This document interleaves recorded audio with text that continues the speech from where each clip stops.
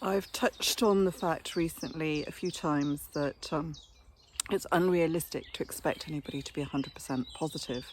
In fact, there is some pressure that we should be positive all of the time, but that actually is considered to be called toxic positivity. And the reason why is that the focus on just the positive, whilst you would think would be a good thing, can bypass important emotions such as fear, grief, and sadness, which ultimately help us to heal. So, looking on the bright side of life all the time could lead us to avoiding certain things and not processing them effectively, and then actually impact our emotional well-being and mental health, and generate anxiety and other things like depression and stress. So, I don't know what your school of thought is on it. The book, The Secret, kind of like took us on this wave of, positive thinking can attract us all the things that we want. We can manifest things through positive thinking.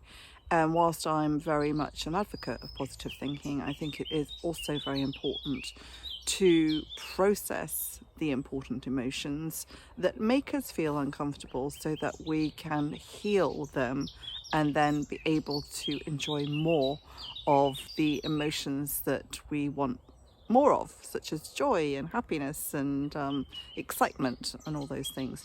But remember as well, some of those important emotions that make us feel uncomfortable are primal reactions to keeping us safe. Sometimes they're not, sometimes they're thought induced, but just important to bear in mind.